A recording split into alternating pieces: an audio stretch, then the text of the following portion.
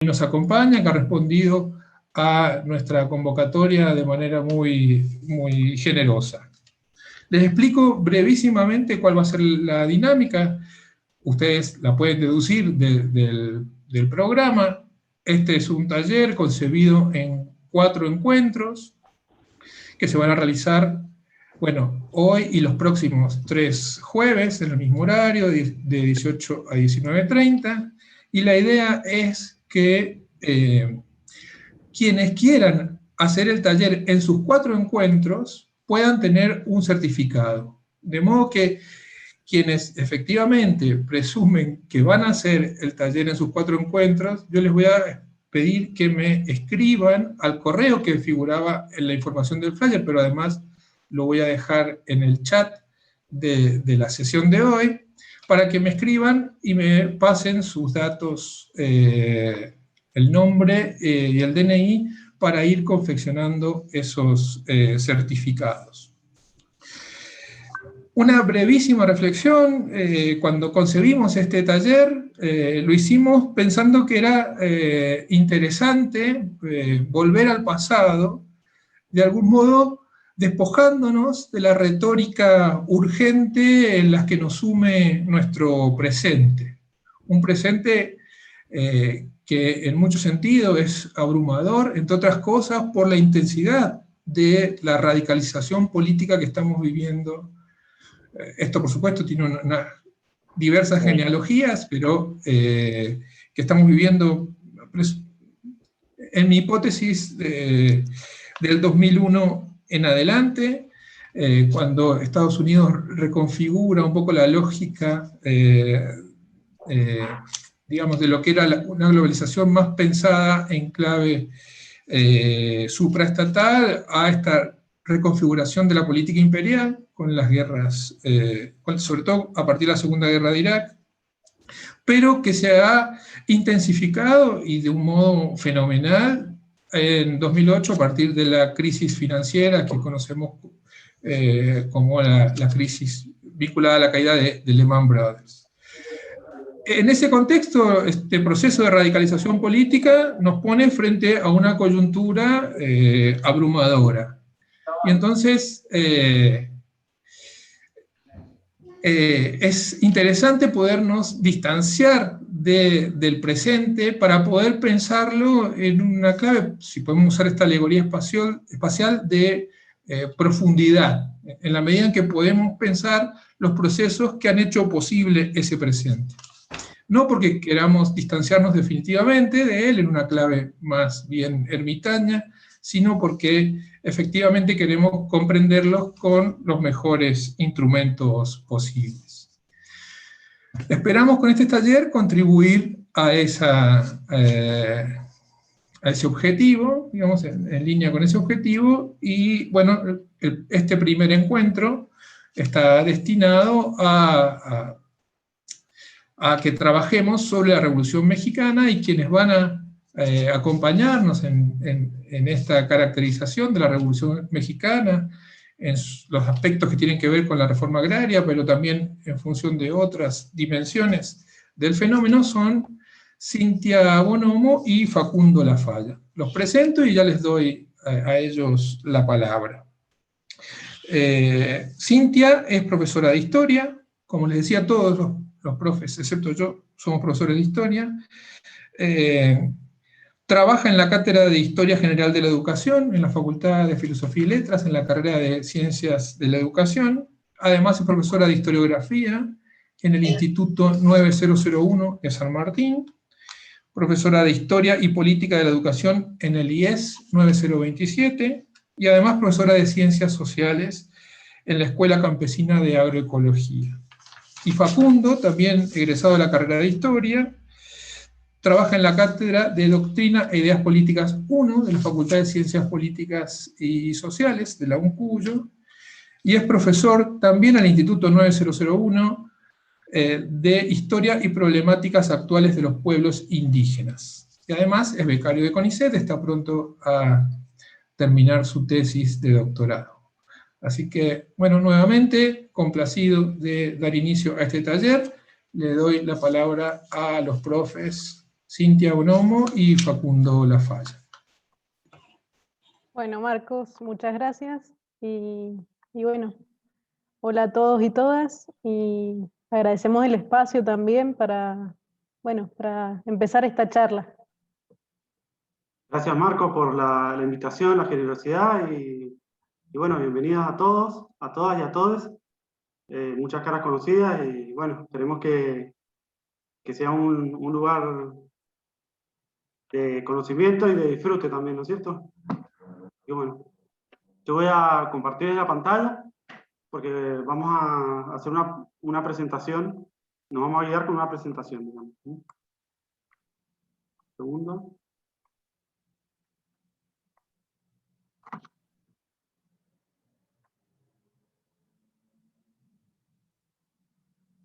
Ustedes, díganme si se ve. Sí. Sí, sí se ve. Bien, en este primer encuentro del taller lo que vamos a abordar es la Revolución Mexicana desde dos perspectivas, o incluyendo dos dimensiones, digamos, que es la movilización social y la reforma agraria, ¿sí?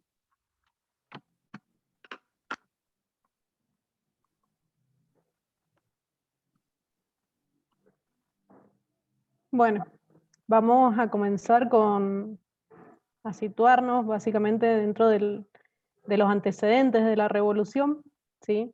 Primero vamos a situarnos en el México previo a la revolución, que tiene que ver con el orden oligárquico en México, y tenemos que pensar que estaba gobernando en este momento el dictador Porfirio Díaz, que vamos a asemejar esta época a la del orden oligárquico que atraviesa toda América Latina.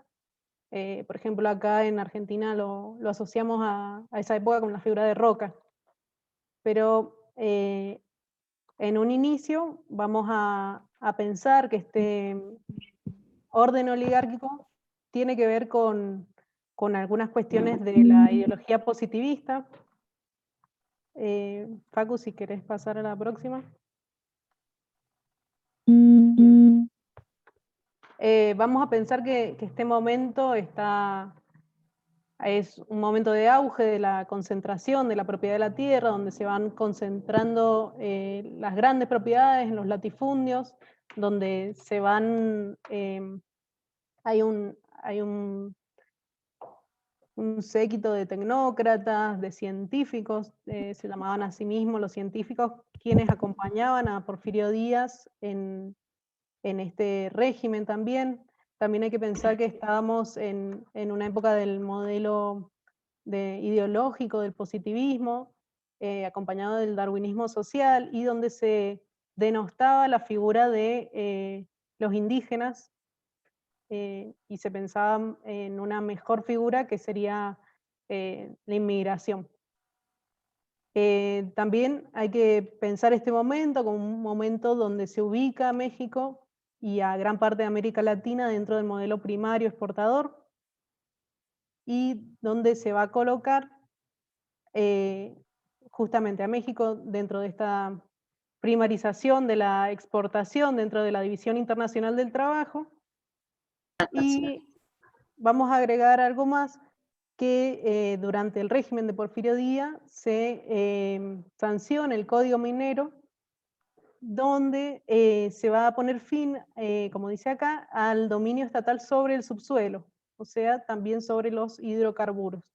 ¿Por qué mencionamos esto? Porque vamos a ver que este México va a desarrollar, este México modernizador, ¿sí?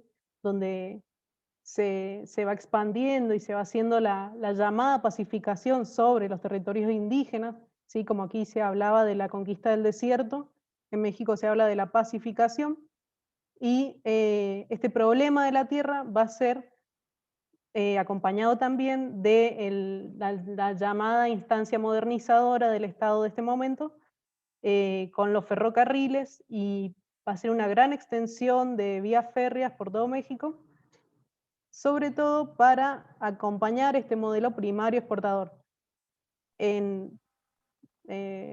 digamos, apuntado hacia la explotación hidrocarburífica y también del azucarera. Todo esto claramente va a estar financiado con capitales norteamericanos.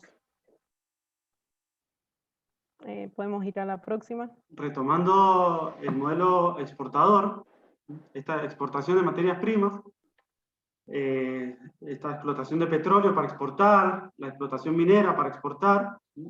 En el caso de la agricultura, lo que vamos a tener es, como les decía Cintia, una consolidación del latifundio, es decir, de la propiedad privada en gran extensión.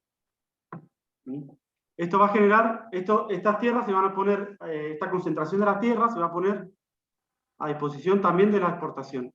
Entonces, se va a producir azúcar para exportar, se va a producir café y se va a producir enequén. Durante todo el siglo XIX vamos a tener rebeliones indígenas en el norte de México, ¿sí? Y ahora me interesa ver el caso de los indios yaqui, indígenas de Sonora, del estado de Sonora, que van a ser sometidos a través del ejército mexicano y a través del traslado de tropas por los ferrocarriles, y no solo van a ser expropiados de sus tierras, sino que van a ser trasladados a la península de Yucatán, que está marcada en el círculo amarillo, ¿sí? Y los yaquis, entonces, se les va a imponer un sistema económico, ¿sí? Van a ser la mano de obra esclava en este modelo primario exportador de la producción de enequén. Acá tenemos una imagen de la época con trabajadores del enequén. El enequén es esta planta de la que se producen las sogas de los barcos, sogas que resisten el agua, ¿no? Entonces, de alguna manera, esas sogas y el enequén se exportaba para que funcionase justamente el comercio internacional, ¿sí? Y todo esto a costa del trabajo. ¿Querés tratar de entrar por el teléfono a ver si hay un problema en la compu?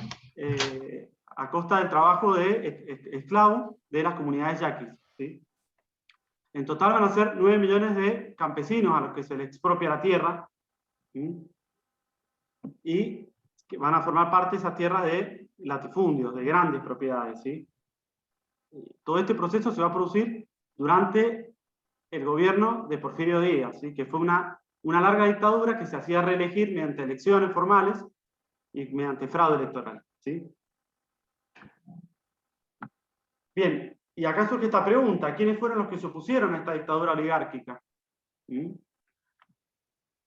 Por un lado tenemos a los sectores campesinos, indígenas, ¿sí? Que ven expropiadas sus tierras. ¿Sí? Por otro lado vamos a tener a sectores obreros que con reclamos salariales, reclamos de jornadas laborales, ¿sí? Y con la fuerte presencia de los hermanos Flores Magón, de tendencia anarco-sindicalista, ¿sí? Que desde el periódico Regeneración van a tener prédica en la organización de los sectores obreros urbanos, ¿sí? Y hay otros sectores que se oponen a la dictadura oligárquica de Porfirio Díaz, sobre todo a principios ya, los primeros años del siglo XX, que son sectores de las clases acomodadas y de las clases medias que reclaman derechos civiles y políticos, es decir, que apuntan a una democratización política, a un descontento ya de tipo político. Vamos a ver cómo todos estos sectores, un gran mosaico, confluye en 1910 cuando se produce el estallido revolucionario. En 1910 se considera el inicio de la revolución.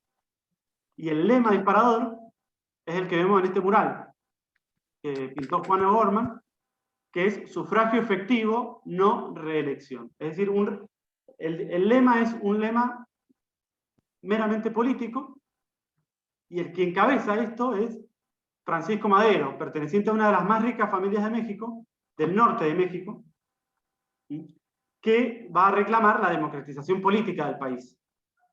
Y Porfirio Díaz va a encarcelarlo va a lograr escapar de la cárcel, se va a exiliar en Texas, sur de Estados Unidos, Madero, y va a llamar al levantamiento en contra de la dictadura de Porfirio Díaz. En el año 1911 va a lograr Madero ingresar a la Ciudad de México, y Porfirio Díaz va a ser derrocado y va a partir al exilio dorado en París. Bien. Estos son los actores. Bien. Vuelvo antes, perdón. Madero va a gobernar hasta el año 1913. La política de Madero va a intentar los ejércitos revolucionarios, que son ejércitos guerrillas irregulares, van a derrotar al ejército federal de Porfirio Díaz, y rápidamente Francisco Madero va a intentar recomponer esa relación. Y va a tener al general Huerta, que es un viejo general de Porfirio Díaz, dentro del nuevo ejército, y va a ser que lo derroque en 1913. Madero va a ser asesinado. ¿Sí? Huerta va a tener un breve intento, entre el 13 y el 14, de restaurar el viejo régimen oligárquico, ya sin Porfirio Díaz, ¿no? Pero los viejos privilegios del ejército y de la clase dominante hasta entonces. ¿Sí? Y acá aparecen los múltiples actores, los dirigentes de la revolución, todos opuestos a Madero. Perdón, acompañaron a Madero en un primer momento y todos se van a oponer a Huerta. ¿Sí? En el sur vamos a tener a Emiliano Zapata, ya vamos a hablar sobre él, y en el norte vamos a tener a Venustiano Carranza, líder del ejército constitucionalista, en el que va a estar también Álvaro Obregón, y Pancho Villa, que va a pertenecer a las filas de Carranza al principio, que va a ser el jefe de la División del Norte. Es decir, son 4 líderes revolucionarios que encabezan ejércitos o fracciones de ejércitos revolucionarios. ¿Sí? Bien. Continuamos con Pancho Villa, que es una figura icónica de la revolución. Probablemente todos y todas conozcan esa cara. Bueno, Pancho Villa no era su verdadero nombre, sino que es un seudónimo que toma de su maestro, digamos. Él era un peón de estancia y lo toma de su maestro de la lucha. ¿Sí? Su nombre verdadero era José Doroteo Arango Arámbula. Nació en 1878, hacia fines ya del porfiriato. Y lo interesante de Pancho Villa es que pertenece él y todo su ejército a los sectores populares.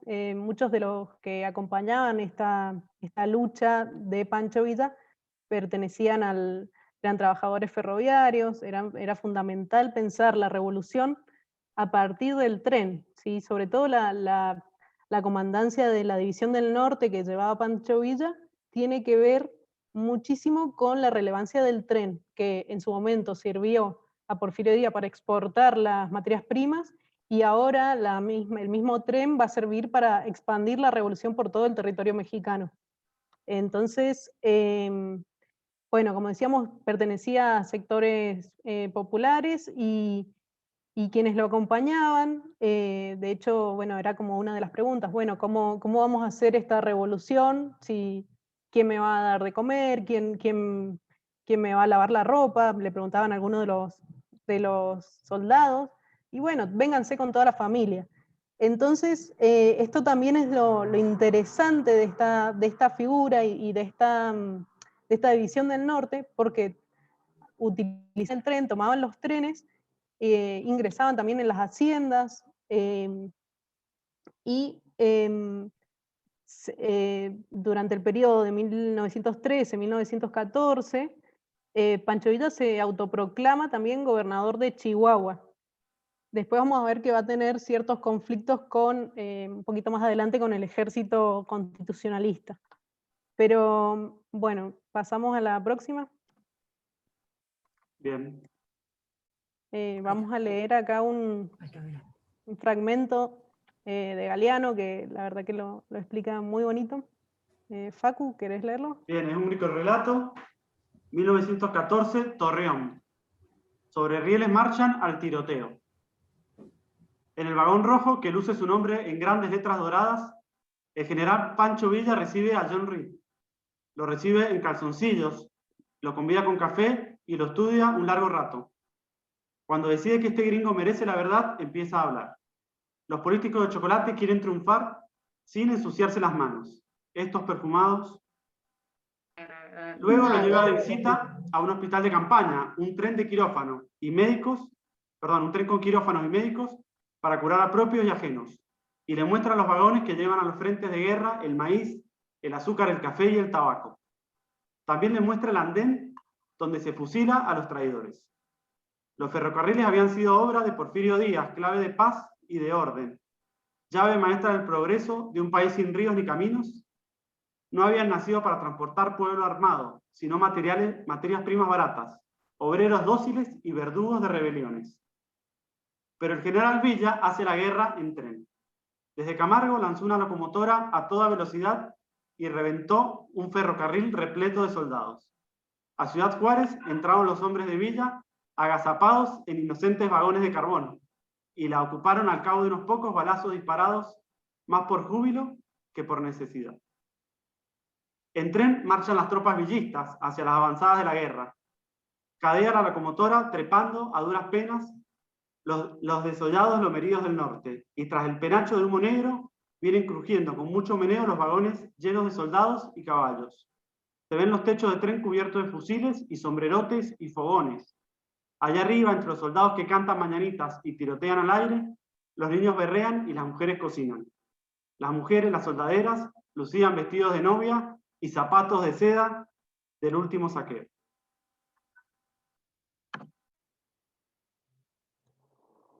Bueno, ahora vamos a pensar también que las revoluciones, si bien en general tenemos por ahí algunas figuras y la mayoría de las veces son masculinas, ¿sí? Son varones, vamos a pensar que no se llevan a cabo solo por varones.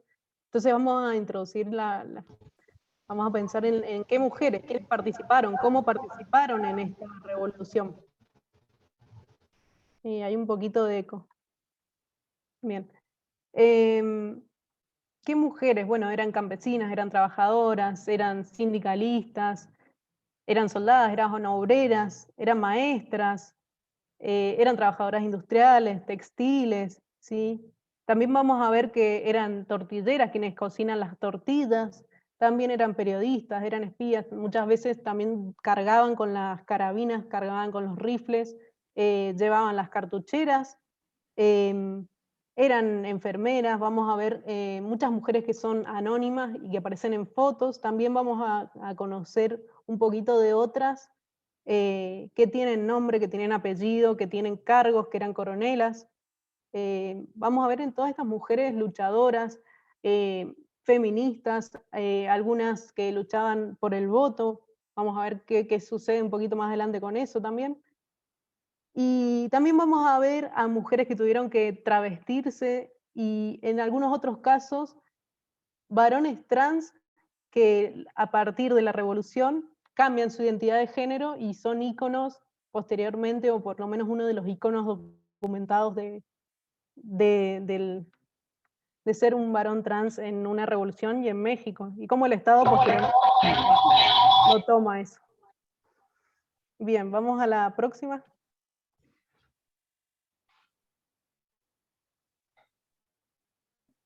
Bueno, acá vamos a retomar una diferenciación que hace Mayabel Ranero Castro sobre 3 modalidades de participación político y militar de las mujeres. Primero hablar de distintas participaciones, ¿sí? De alguna que es familiar anónima, quiere decir que se identificaba con las soldaderas o las adelitas, también conocidas, que fueron las mujeres que acompañaban la revolución en su marcha. Acompañaban a los soldados y tuvieron una participación sobre todo fundamental en el tema de la alimentación, del cuidado, de estas figuras de cuidado, de enfermeras, también de maestras, también del cuidado de los niños, porque los niños y las niñas también acompañaban la revolución. Quienes se encargaban de cocinar, quienes se encargaban de preparar el espacio para dormir, también eran mujeres, ¿sí? Por ahí todo eso que acompaña a la revolución se ha dejado de lado durante mucho tiempo. Otra de las modalidades era la militar directa, que tiene que ver directamente con la lucha armada y las mujeres que tomaban ese lugar de soldado o soldadas, como lo nombran estas dos historiadoras, Salas y Macías, tomaban o de entrada el lugar de soldadas en la revolución, o también muchas veces heredaban el cargo que tenían sus esposos.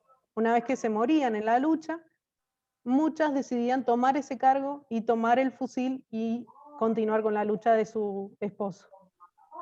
Y finalmente también existían estas mujeres que llegaron a ser coronelas, que lograron una jefatura militar y lograron, la mayoría de las veces, travestidas de varones, estos puestos de jefaturas militares. Llegaron a altos grados militares y posteriormente muchas fueron reconocidas por el Estado revolucionario. Vamos a la próxima. Bien, acá si podés reproducir el corrido, básicamente la foto habla por sí misma, son las mujeres y abajo vamos a ver a las niñas, una foto histórica. Casi todas las fotos, muchas fueron documentadas por periodistas mexicanos, estadounidenses. Facu. Dale.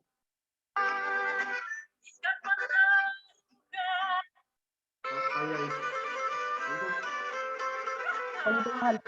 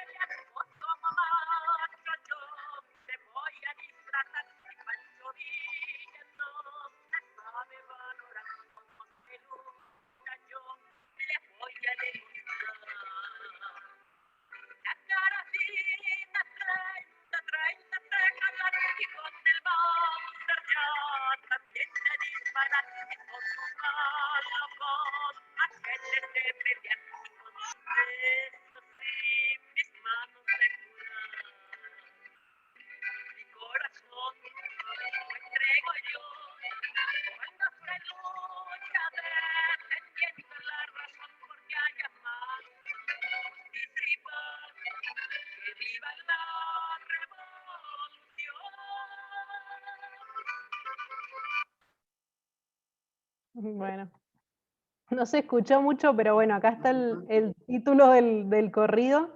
Sí, los corridos son estas músicas típicas mexicanas que más allá de que existían algunos diarios, muchos fueron censurados, pero los corridos son los relatos cantados orales de la revolución.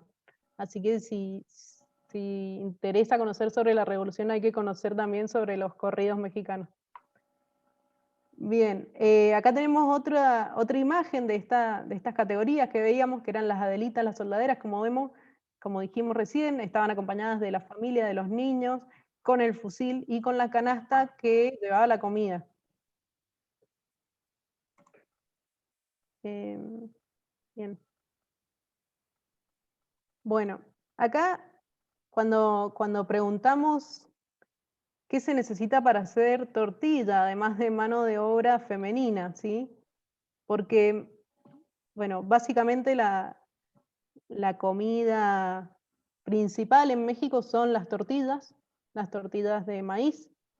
Entonces, quienes acompañaban la revolución, quienes acompañaban a los trabajadores y que sin ellas no hubiese sido posible esta revolución, el trabajo de la alimentación es fundamental y no estaba concebido en los ejércitos revolucionarios.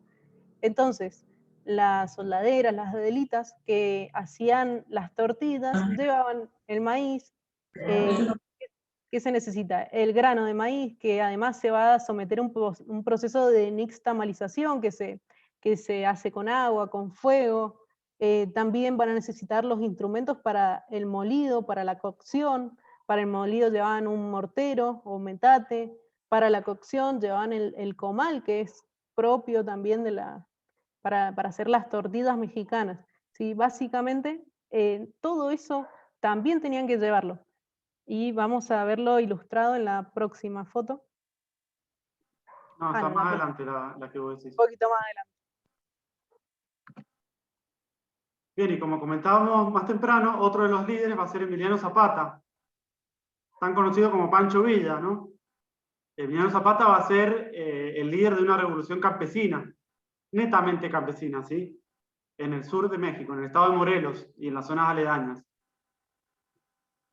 El reclamo de Zapata va a ser fundamentalmente por la restitución de las viejas tierras comunales que incluso la dominación colonial española les había reconocido a los pueblos indígenas en América. O sea, lo había reconocido legalmente. Lo que hace el porfiriato es anular la existencia jurídica de esas propiedades comunales y avanzar con la expropiación de esas tierras para concentrarlas. Entonces, la legitimación de Zapata son los viejos títulos de las comunidades indígenas en los que decía que ocupaban y eran poseedores de esas tierras. Zapata va a reclutar a 15.000 campesinos que se van a transformar en guerrilleros de su revolución y va a impulsar un manifiesto que se conoce como Plan de Ayala. Acá vemos un fragmento de un mural de Diego Rivera donde aparece el lema de Zapata que está expresado en este Plan de Ayala, que es un documento, un manifiesto, un documento que llama a la acción política. Y el lema es tierra y libertad. ¿Sí? Se trata de recuperar las tierras y las aguas de las propiedades comunales. Acá no se trata ni de latifundio, ni de tampoco de propiedad privada individual, sino de la recuperación de las propiedades comunitarias. ¿Sí? Que estuvieron en los primeros años de la independencia, en los primeros siglos posteriores a la independencia, perdón, las primeras décadas posteriores a la independencia, que estuvieron anteriormente en la época colonial y que estuvieron antes de la invasión europea en América. Bien. Zapata va a expropiar los ingenios y las ricas tierras azucareras del centro de México. Acá hay una representación de la movilización campesina.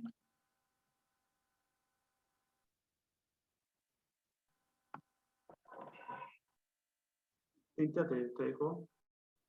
Bueno, acá cuando hablamos de que los ejércitos eran conformados por grandes masas, eran casi como una migración, como lo explica acá una periodista estadounidense. Decía, cuando estos ejércitos avanzaban eran como una gran migración en masa. Llevaban a sus familiares amontonados en los vagones, algunos en el techo y otros, principalmente los muchachos y los hombres jóvenes, en hamacas colgadas entre las ruedas. Se molía maíz y con la masa se hacían tortillas en latas de aceite a lo largo del techo del tren. Y los perros y los niños pequeños se acomodaban en los rincones más abrigados del interior. Las mujeres, aunque su labor era alimentar a los caballos, cocinar y cuidar a los heridos, también podían ayudar en la lucha si lo deseaban. Si el esposo de una mujer perdía la vida, ella podía quedarse con algún otro hombre o ponerse ella misma el uniforme y el arma. Casi todas las tropas tenían una famosa coronela o capitana, una chica robusta, con aretes y armada hasta los dientes, que entre los luchadores arrojados y temerarios era una de las primeras. Bien, acá es un fragmento de una periodista estadounidense y que posteriormente va a escribir este libro que se llama La Revolución en Blanco y Negro, la historia de la Revolución Mexicana, que además está acompañado de imágenes.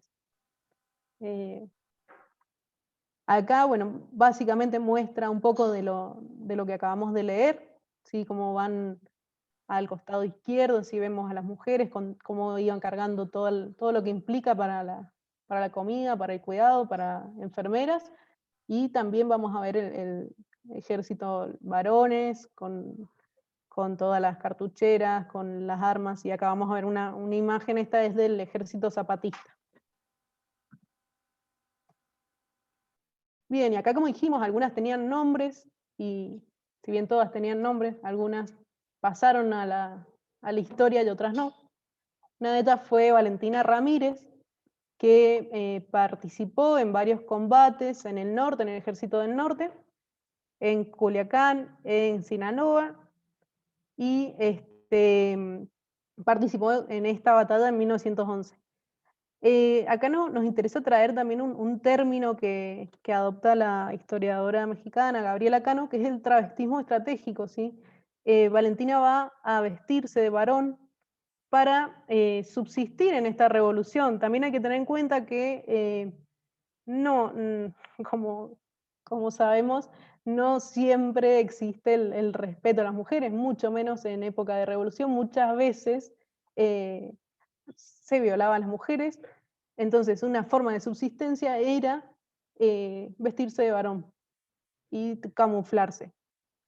Y muchas veces, bueno, no era en todos los casos que participaban de la revolución con consentimiento, muchas veces eran raptadas y obligadas al trabajo forzado, tanto de alimentación como trabajo sexual, ¿sí? Entonces también hay que pensar en que no es todo tampoco color de rosa. Así que vamos a la próxima. Y acá tenemos el caso que adelantamos recién del coronel Amelio Robles, ¿sí? que de niña era considerada una mujer, participó del ejército zapatista, pero lo que nos interesa traer acá es que posterior a la revolución pasa de una identidad femenina impuesta de nacimiento a una masculinidad deseada. Amelio Robles, posterior a la revolución, fue coronel, fue destacado, y en 1947 la Secretaría de Defensa Nacional condecoró a Amelio como veterano de la revolución. Si bien en esta fecha ya existían las condecoraciones a las veteranas que participaron en la revolución, Amelio presentó todos los papeles y con identidad masculina. Lo interesante es esto, que el Estado no puso ningún pero, ¿sí? Que todo el mundo lo reconoció como varón sin ningún problema.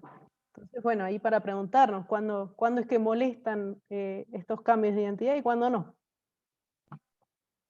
Vamos a la próxima.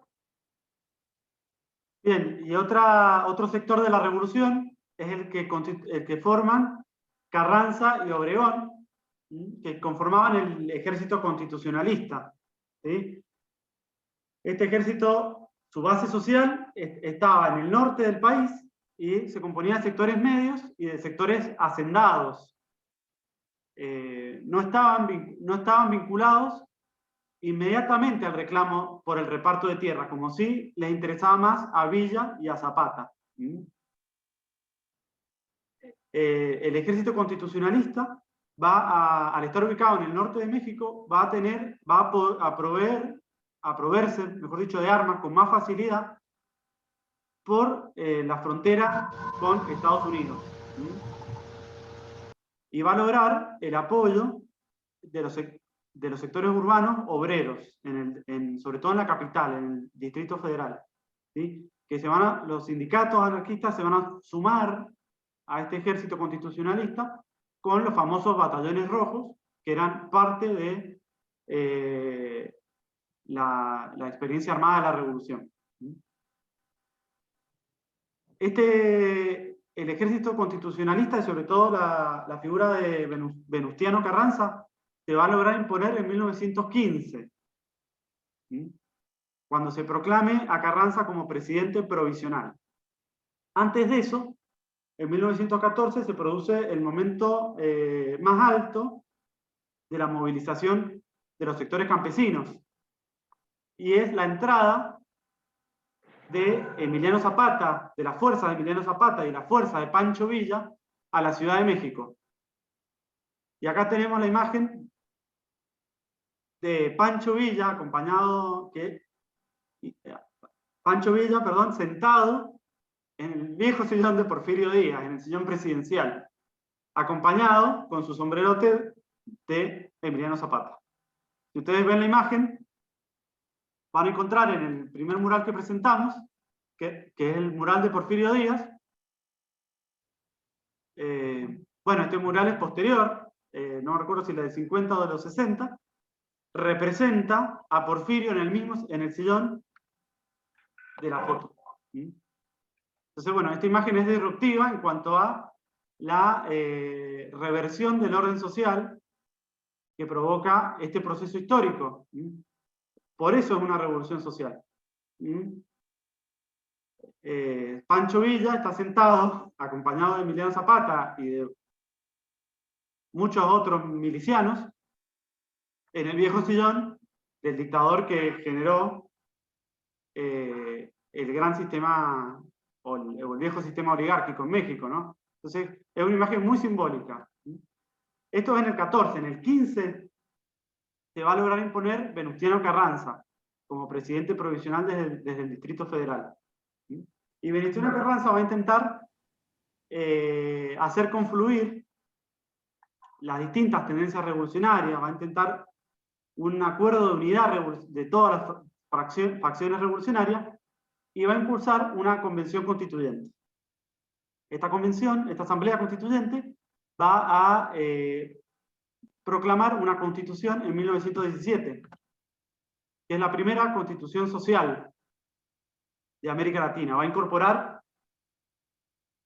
no solo los derechos políticos y civiles, sino por primera vez derechos laborales.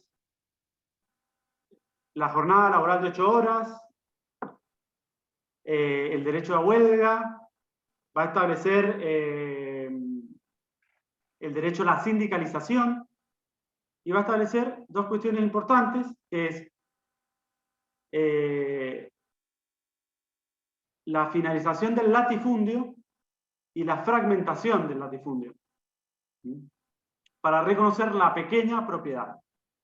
No solo la pequeña propiedad, sino también la propiedad comunitaria. ¿Sí? Entonces, de alguna manera, recupera estos reclamos de los grupos campesinos, ¿sí? Sobre Zapata, que reclamaba sobre todo la propiedad comunitaria, y Villa, que reclamaba sobre todo las pequeñas propiedades para los campesinos. ¿Sí? Como vemos, el artículo 27, además de declarar que los recursos naturales, el suelo y el subsuelo pertenecen a la nación, va a declarar que la propiedad debe estar sometida al interés social público y que debe ser fraccionada el latifundio en pequeñas propiedades. Y miren lo que dice abajo en negrita, dice: los pueblos, rancherías y comunidades que carezcan de tierras y aguas o no las tengan en cantidad suficiente para las necesidades de su población, tendrán derecho a que se les dote de ellas. Entonces, esta constitución es muy importante, va a marcar un sendero en la historia de América Latina. Pensemos en la Constitución Nacional de 1949, cómo se inspiran estos preceptos, y además va a establecer un artículo que proclama la nacionalización, o sea, ya les dije, perdón, del suelo y del subsuelo, que no se va a aplicar durante varias décadas. Es decir, eso va a estar en la letra, pero no en los hechos. Bien, acá aparece la figura de Hermila Galindo, que era parte de los constitucionalistas del ejército. No era guerrillera, pero formaba parte, era la secretaria de Carranza, que era el líder del ejército constitucionalista, va a ser una de las impulsoras del derecho a voto para la mujer, y va a intentar que la convención lo establezca, y no lo va a lograr. Pero va a ser una de las precursoras por esta lucha que se va a lograr hacia la década del 50 en México. ¿Sí? Bien, la cuestión es que en el 17 se establece la Constitución y Carranza, de presidente provisional, va a pasar a ser presidente constitucional revolucionario. Bien, y lo que va a venir ahí es ya un poco la caída de los sectores campesinos, es decir, de los sectores populares que participaban de la revolución, con estos hechos, en 1919 el asesinato de Emiliano Zapata, y en 1923 el asesinato de Pancho Villa. De alguna manera, lo que se empieza a consolidar con la Constitución del 17 es, sobre todo a partir del 20, es el fin de esa etapa de la Revolución Armada, que empieza en 1910, y que muchos ubican, y que se ubica en 1920 o en 1923 como final, y el inicio de un nuevo Estado revolucionario. Un nuevo Estado tan poderoso como el viejo Estado oligárquico. El Estado postrevolucionario va a ser el que impulse, por ejemplo, la elaboración de los murales.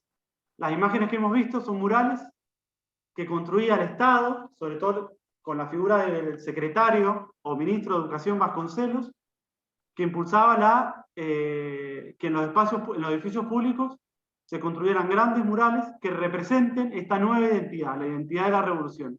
Entonces va a estar Zapata, aunque lo asesinaron. Zapata, asesinado por sectores de los nuevos sectores del poder. Zapata, va a estar Villa, van a estar las consignas de la revolución. Y a la vez va a haber una fuerte campaña de alfabetización. Más del 70% hacia 1920 de la población, más del 70% eran analfabetas. Y como vemos, ¿cómo se solucionan los problemas políticos en México en esta etapa? Asesinando a los líderes. Asesinan a Madero, asesinan a Huerta, que fue la contrarrevolución, asesinan a Zapata, asesinan a Villa, asesinan a Carranza y asesinan a Obregón, que fue su sucesor. ¿Sí? Entonces en 1929 se va a crear lo que es hoy el Partido Revolucionario Institucional. Paradójicamente, la revolución se institucionaliza. Es una paradoja. Lo que antes se hacía en los trenes, en los campos, en las calles, y con las armas, como vimos, ahora se realiza institucionalmente. ¿Sí? Este partido, que se funda en el 29, va a poner fin a esta matanza de los dirigentes, de alguna manera, y va a resolver la sucesión presidencial dentro del partido. El nuevo Estado revolucionario no va a generar una dictadura unipersonal, como fue el orden oligárquico, pero sí va a generar un sistema de partido dominante, ¿sí? Que desde 1929, cuando se formó el partido, hasta el año 2000, va a estar gobernado por el PRI, el Partido Revolucionario Institucional.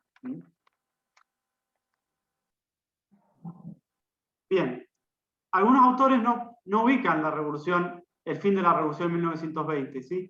Sino que incorporan la experiencia populista de México. Acá tenemos uno de los murales, Historia de México. Pero bueno, la experiencia populista de México va a venir mucho más tarde, décadas después, en la década del 30. Entre 1934 y 1940 tenemos el gobierno de Lázaro Cárdenas, considerado uno de los dirigentes populistas de América Latina. Cárdenas va a retomar el ideario revolucionario para, desde el Estado, impulsar políticas de reforma social y económica que recuperen ese ideario de la revolución. Uno de los elementos más importantes de Cárdenas es, en el 37, la nacionalización de los ferrocarriles. ¿Sí? Estos ferrocarriles que habían fundado los ingleses, o los norteamericanos, perdón, y que habían sido usados por los revolucionarios para trasladarse, van a ser estatizados en la década del 30 por Lázaro Cárdenas. ¿Sí? Y también va a aplicar lo que decía la vieja Constitución del 17, pero que nunca se había llevado a cabo, que era la nacionalización petrolera. En 1938 va a decretar la estatización de todas las empresas todas las empresas petroleras que existían en México, y va a fundar Pemex, Petróleos Mexicanos. ¿Sí? Y otro gran elemento que pertenece y lo ubica, o hace que muchos lo ubiquen como parte de la experiencia revolucionaria, es que desde el Estado se va a promover la reforma agraria.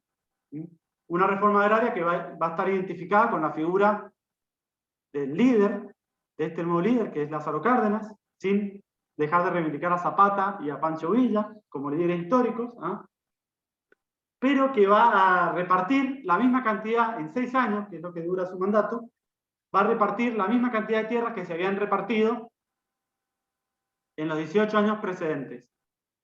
¿Sí? Es decir, desde que estaba la Constitución del 17 hasta el inicio de su presidencia, él reparte la misma cantidad de tierras en 6 años. ¿Sí? 18 millones de hectáreas que no solo van a ser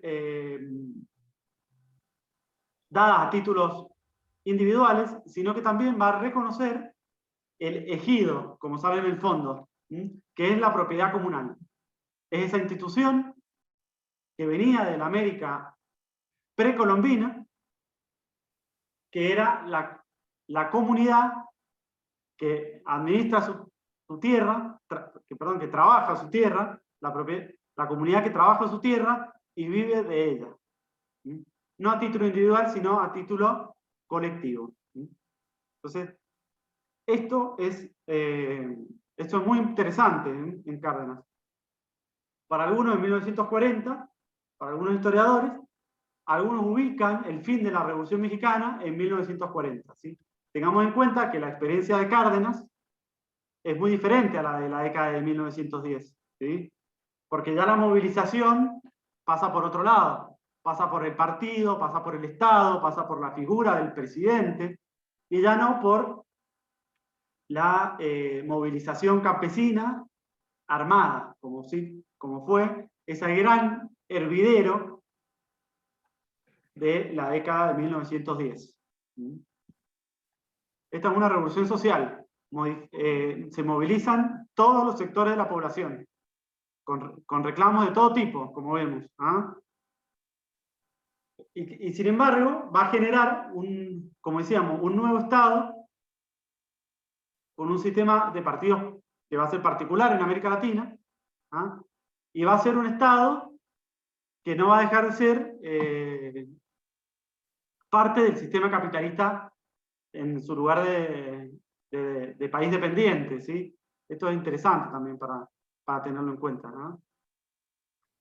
A pesar de estos hitos de soberanía que tenemos, por ejemplo, con la expropiación petrolera, como le llaman en México. ¿Sí?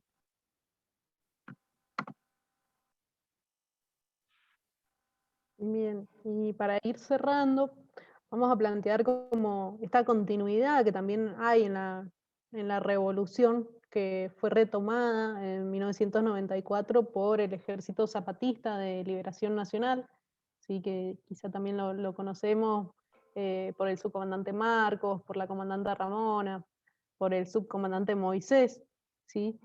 Vamos a ver que esta comunidad indígena del estado de Chiapas se levanta el 1 de enero del 94 en contra de este tratado de libre comercio entre América del Norte, el NAFTA, ¿sí? Este acuerdo de libre comercio entre Canadá, Estados Unidos y México, durante el gobierno de Salinas de Gortari. Vamos a ver que también estamos en pleno auge del neoliberalismo y este tratado de libre comercio deja signado nuevamente esta dependencia de México, que hasta el mismo, esta dependencia de México de Estados Unidos, que hasta el mismo Porfirio Díaz lo enunciaba como pobre México, tan lejos de Dios y tan cerca de Estados Unidos. Bien, volviendo al ejército del zapatista de liberación, entre sus luchas, está la declaración de la selva de Lacandona, donde habla de la lucha por el trabajo, por la tierra, por el techo, por la alimentación, la salud, la educación, por la independencia, por la libertad, por la democracia, la justicia y la paz. Lograr el cumplimiento de estas demandas son básicas en nuestro pueblo, formando un gobierno de nuestro país libre y democrático. Estas son las demandas de la larga noche del 1 de enero de 1994. Así que bueno, básicamente vamos a ver esta continuidad y toman el nombre de Emiliano Zapata, de este líder campesino revolucionario que luchó por la tierra. Así que, bueno, si ya estamos para ir cerrando con un poema, también del ejército, de un libro del subcomandante Marcos. Bien, voy a poner el audio, a ver si se escucha, lo pueden ir leyendo. Es Nora Cortiñas, madre de Plaza de Mayo, quien lee el cuento escrito por el subcomandante Marcos, Sueña el viejo Antonio, ¿no? Lo voy a poner a ver si...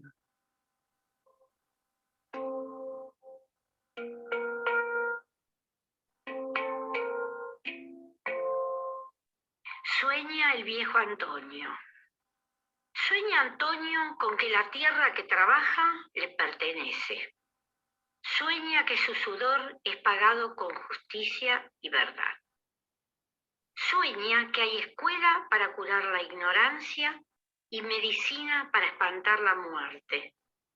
Sueña que su casa se ilumina y su mesa se llena. Sueña que su tierra es libre y que es razón de su gente gobernar y gobernarse. Sueña que está en paz consigo mismo y con el mundo. Sueña que debe luchar para tener ese sueño. Sueña que debe haber muerte para que haya vida. Sueña Antonio y despierta. Ahora sabe qué hacer y ve a su mujer en cuclillas atizar el fogón. Oye a su hijo llorar, mira el sol saludando al oriente y afila su machete mientras sonríe. Un viento se levanta y todo lo revuelve. Él se levanta y camina a encontrarse con otros. Algo le ha dicho que su deseo es deseo de muchos y va a buscarlos. Sueña el virrey con que su tierra se agita por un viento terrible que todo lo levanta. Sueña con que lo que robó le es quitado. Sueña que su casa es destruida y que el reino que gobernó se derrumba. Sueña y no duerme. El virrey va donde los señores feudales y estos le dicen que sueñan lo mismo. El virrey no descansa. Va con sus médicos y entre todos deciden que es brujería india. Y entre todos deciden que solo con sangre se liberará de ese hechizo. Y el virrey manda a matar y encarcelar y construye más cárceles y cuarteles y el sueño sigue desvelándolo. En este país todos sueñan. Ya llega la hora de despertar.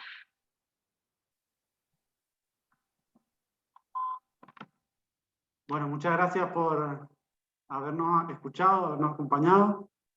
Les vamos a dejar el material para que puedan consultar la bibliografía y algún material multimedia. Y bueno, les agradecemos y estamos Muchísimas abiertos. gracias a ustedes. Muchas gracias a ustedes, Muchas compañeros. gracias.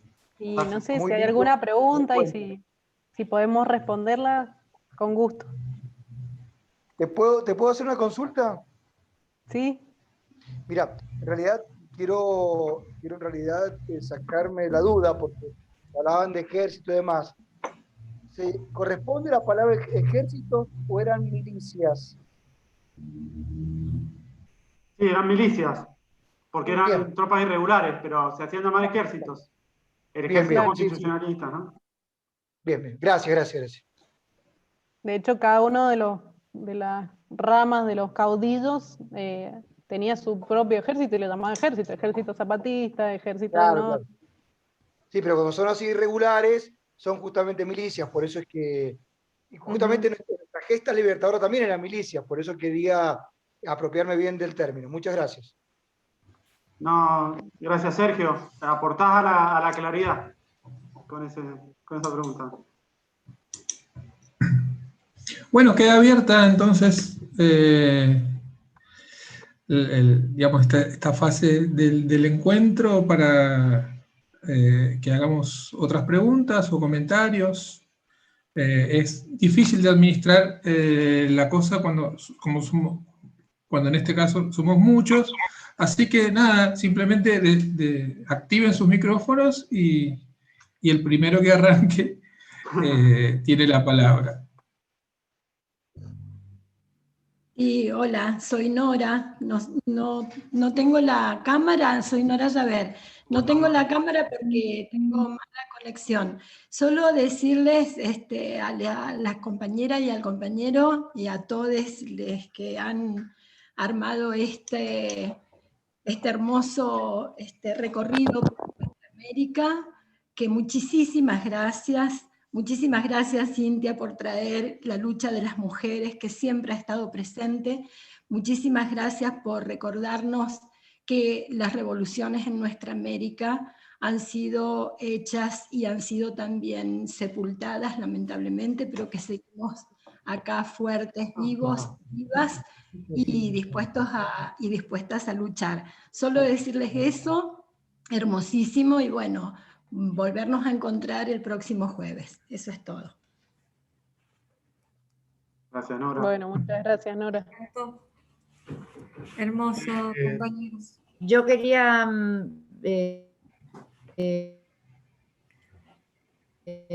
comentarles, compañeros, que muchas gracias, por supuesto, muy compañeros, compañeros recién, pero les queríamos, estos días están por haber elecciones en México, y el Morena, digamos, y toda su gente son unos compañeros que, pese a todo y con todo lo que ha sido el neoliberalismo en México, distinto que el de acá,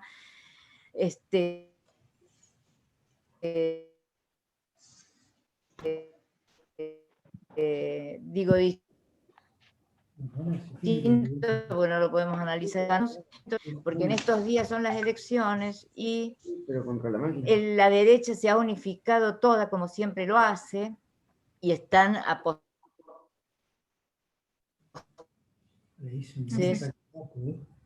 Se corta, ¿no? Inició AMLO, y les queríamos decir que les quería comentar, porque ayer, por ejemplo, empezaron a haber asesinatos, los típicos como el compañero Lafalla.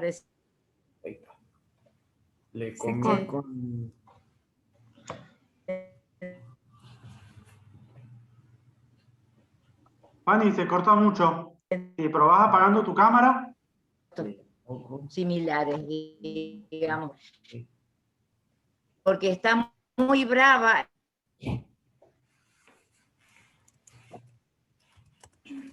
Está muy brava la batalla. El imperio ingresó de una manera bastante bien negociada, digamos, con los medios. En este momento se está complicando bastante. Bueno, no se escuchó bien, Fanny, pero podemos reconstruir tu comentario. Por lo menos, no sé si es el caso de ustedes, Cintia y Facu, si tienen algo que decir de esta coyuntura presente de México.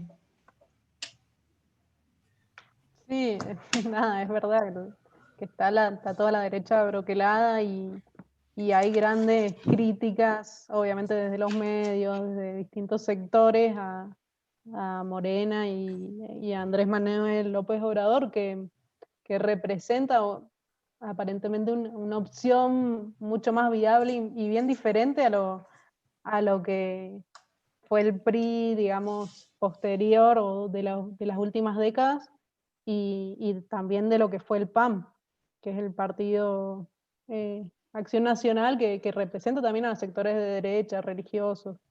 Entonces, López Obrador, después de presentarse durante, no sé, la cantidad de veces a presidencia, finalmente la logra y impulsa una serie de reformas y claramente no caen bien para los sectores que siempre detentan el poder. Nada más. ¿Alguna otra pregunta o comentario, No, compañeros? solamente volver a la primera cuestión que se planteó sobre la diferencia entre ejército y milicia. Me quedé pensando porque yo cuando veía las imágenes me parecía súper emocionante. A ver, a mi ejército me remite a una estructura jerárquica dependiente de una institución superior, ¿sí? Donde el soldado acata las órdenes del superior.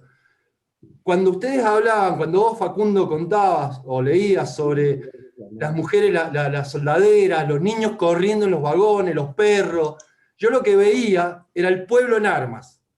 Y en una milicia, así como en un ejército que es jerárquico, se estructura de arriba hacia abajo, y la palabra revolución se ha usado tan livianamente, como por ejemplo, revolución libertadora, no sé si les suena, se han usado tan livianamente. Yo cuando veo la Revolución Mexicana, cuando veo estas imágenes, me llena de emoción, porque yo lo que veo es un pueblo marchando en arma con las herramientas del enemigo, porque qué otra cosa eran los ferrocarriles, sino el elemento, la bandera del progreso de los liberales de aquella época.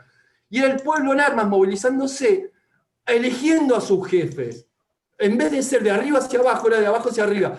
Por eso las primeras etapas de la Revolución Mexicana son tan emocionantes, porque lo que ustedes tienen ahí es verdaderamente un pueblo marchando en armas. Por eso no me parece menor, no me parece un detalle la distinción entre ejército y milicia. Gracias, Facundo. Gracias, Sergio. Yo iba a traer a colación un ejemplo, digamos, un contraejemplo. Pero el ejército, las Fuerzas Armadas que surgen a partir de la Revolución, paradójicamente, en el nuevo Estado también van a aplicar políticas represivas similares a la que aplican los ejércitos en el Cono Sur, con desapariciones, vuelos de la muerte y represiones, en sistemas que no son dictaduras, sino este sistema de partido único dominante, que tiene toda la legitimidad y toda esa historia, porque tiene la historia encima también, que es a lo que recurre para sostenerse, que es la revolución. Entonces, bueno, es un contraejemplo a lo que vos decís, pero es la paradoja, digamos, de la historia que explica, por ejemplo, el surgimiento del subcomandante Marcos. Quería hacer una pregunta. Perdón, para cerrar un poquito lo del Facu, también con lo que mencionaba de la represión y sobre todo con la represión de Tlatelolco en México, que claramente hay una persecución a estudiantes, a docentes, desapariciones. Entonces, como también lo hubo hace muy poco con los estudiantes de Ayotzinapa en México. Sí, no sé quién quería hablar. Era eso. Yo quería hacer una pregunta. Bueno, dale. Por la invitación. ¿Qué rol jugaba la Iglesia Católica en todo este fenómeno revolucionario? ¿Habían jerarquías que estuvieran sosteniendo la mística del revolucionario, del pueblo en armas? ¿Por qué no hay, por lo menos yo no he escuchado datos al respecto? ¿Tienen algún dato sobre esto? Mirá, tendría que indagar sobre la participación de la Iglesia en las filas revolucionarias. Pero vos sabés que los que redactan la Constitución del 17, la gran mayoría son anticlericales. Y establecen, por ejemplo, la prohibición de la educación religiosa. Esto va a generar un levantamiento de la Iglesia en los años 20, digamos, también. La guerra cristera. La guerra cristera que se opone a las políticas liberales de ese primer Estado post-revolucionario. Eso, no sé si responde a tu pregunta, pero bueno, y a lo largo del tiempo esas políticas anticlericales van a ir cediendo, digamos. Pero son fuertes. Sí, yo decía porque, perdón. Sí. No, yo decía porque en el caso de Chiapas, del ejército zapatista, estaba muy sostenido por el obispo Ruiz, ¿no? Sí.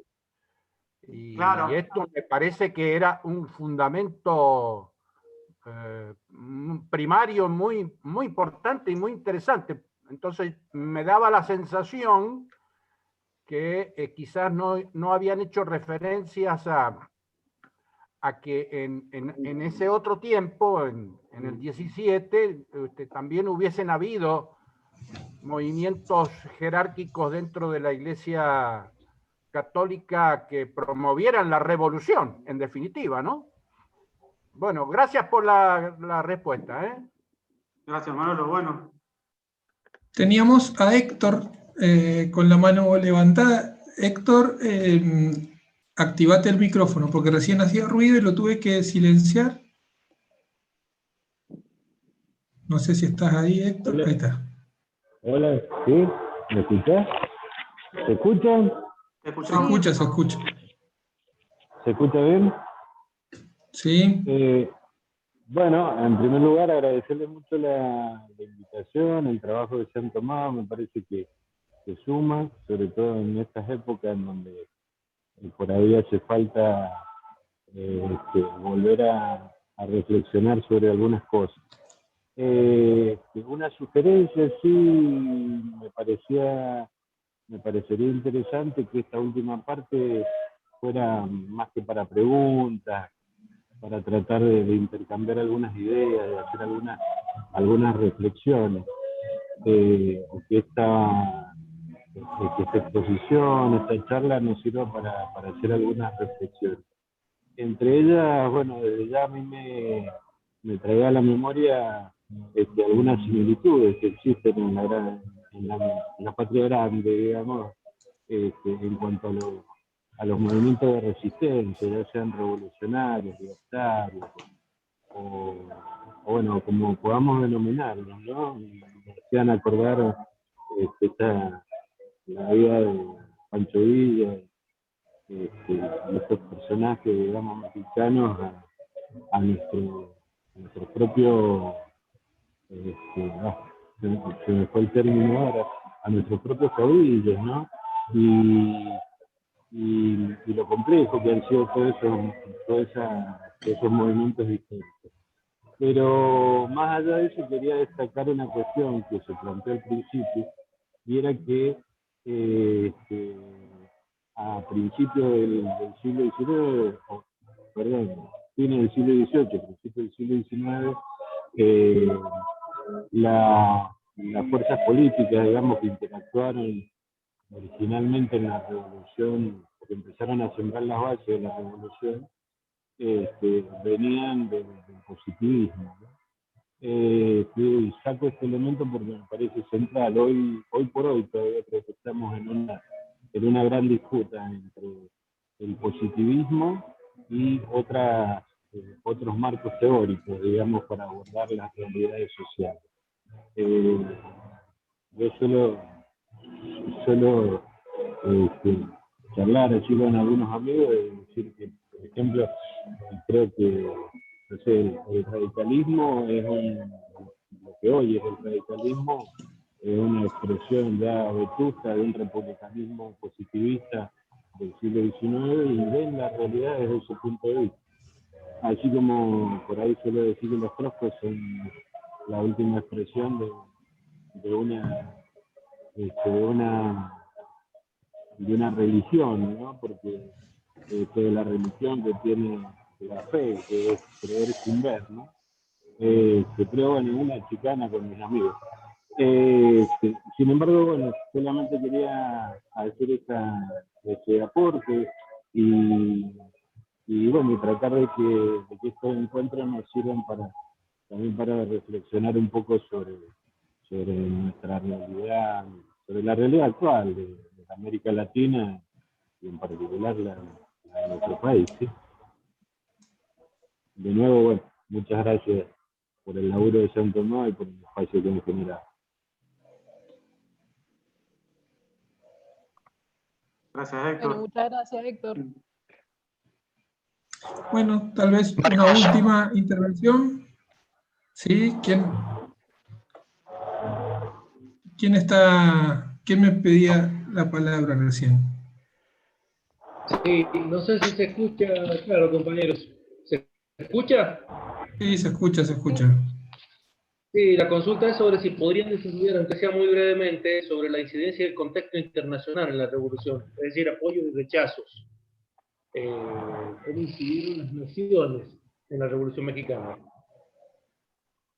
Sí, en el primer momento hay digamos que los Estados Unidos dejan hacer a Madero, porque ven que se les torna insostenible en medio de una crisis económica que hay en Estados Unidos, la situación el sostenimiento de Madero, ¿no? Pero cuando las cosas se empiezan a poner picantes, en el sentido de que la movilización se vuelve muy álgida y son los sectores populares ya los que van con reclamos más radicalizados, Estados Unidos de hecho interviene en el puerto de Veracruz, que es el puerto más importante de México en el año 15, después de que Villa Zapata han llegado a la capital, al Distrito Federal, se sentaron en la silla del expresidente.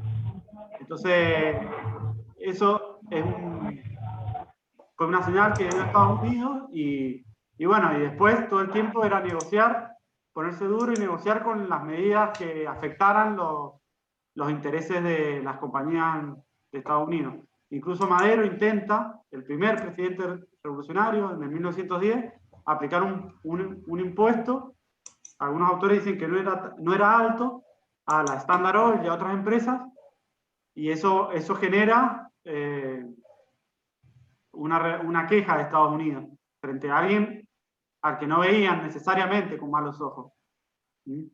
Pero bueno, y el contexto de la expropiación petrolera también tiene mucho que ver con lo internacional, porque parte de la picardía, o mejor dicho, la habilidad que tuvo Lázaro Cárdenas para llevar adelante sus políticas nacionalistas fue el contexto el ascenso, digamos, del contexto, estamos en 38 a la puerta de la Segunda Guerra Mundial, y el ascenso, la disputa del poder de Estados Unidos que le plantea el eje. Entonces Estados Unidos no se puede permitir invadir México cuando ve que Europa se le va de las manos, digamos. Entonces no le queda otra que no invade México como invade cualquier otro país, por ejemplo en Centroamérica o en Caribe, por una decisión de esas características. Cárdenas logra expropiar el petróleo, digamos. Y eso, parte de esa aplicación, además de la revolución, de la movilización social, es el contexto. Bien. Bueno, no sé si hay alguna intervención más, si no cerramos el encuentro de hoy. Cecilia del Brío me dijo que les diera sus saludos, ella tuvo que salir un ratito antes, pero además quería agradecer bueno, la presencia de todos ustedes, agradecer a Guillermo Carmona, una referencia, a Laura Soto, que también nos ha acompañado el rato que pudo, y bueno, recordarles que el próximo jueves estaremos en nuestro segundo encuentro.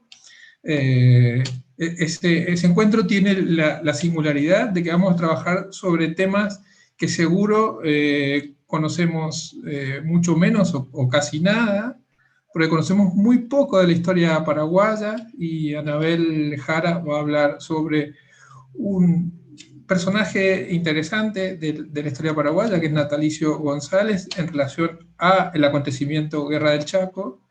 Bueno, yo voy a trabajar sobre una rebelión indígena peruana ahí en el surandino, en Puno. Así que, por supuesto, están invitados. Y bueno, quería darle la palabra a Vale Encinas, que es la secretaria política del PJ, como para que cierre y pueda saludarlos a todos y convocarlos también a que nos encontremos la semana que viene. ¿Estás por ahí, Vale? Sí, hola Marcos, hola a todos, a todas, a todos. Estoy como varios acá con mala actividad, pero bueno, con muchas palabras de agradecimiento, sobre todo porque he visto a unos míos acá, a unos amigos de la carretera, a unas amigas entrañables, y bueno, y a muchos compañeros peronistas muy queridos, y la verdad, Marcos, te acabo de ver por Zoom. Vos no me has visto todavía, pero ha sido un gustazo.